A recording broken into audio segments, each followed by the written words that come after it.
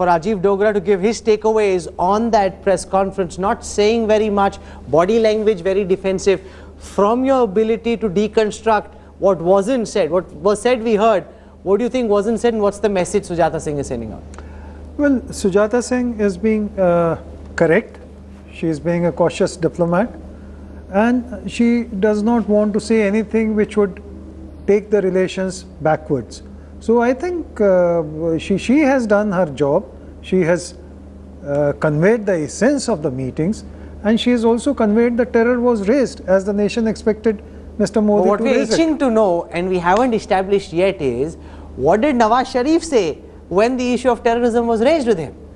I think there again Sujata Singh was being conscious of the fact that Nawaz Sharif is holding a press briefing of his own, and she did not want to cause any confusion by speaking on his behalf, because that's what Syed said, that there might be a it might get misconstrued. We don't want to distort what was said. Let them come out and say it. But what are you, with all your experience, reading between the lines and making from what Narendra Modi, to my mind, seems to have delivered a stern message to Pakistan? We don't know what Pakistan makes of it, but from what we're hearing and from what we could decode from that press conference, a stern message has been delivered.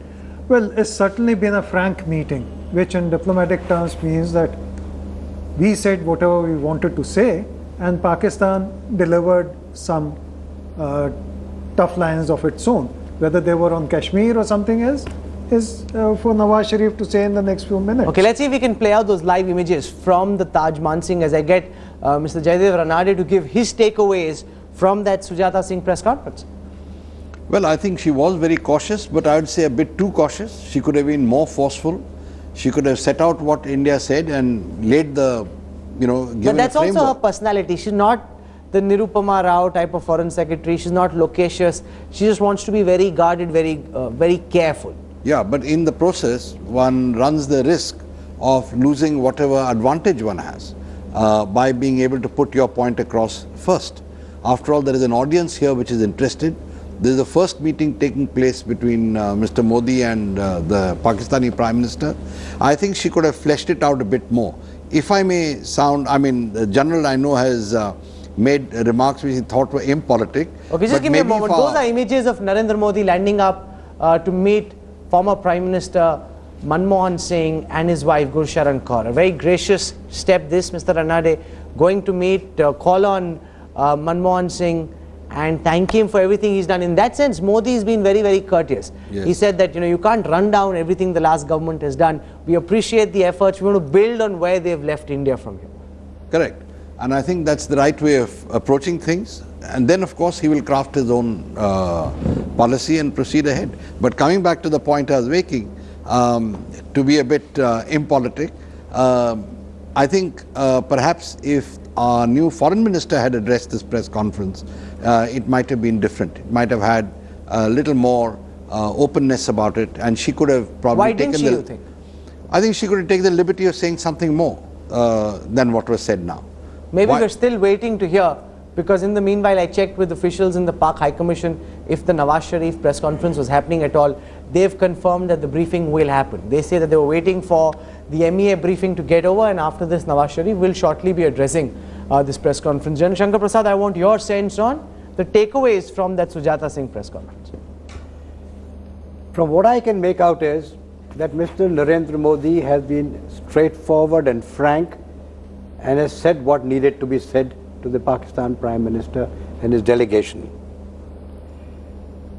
The officials of the Ministry of External Affairs are unable to say that in so many words to the public, because they feel, it is their perception, they feel that it will vitiate the atmosphere.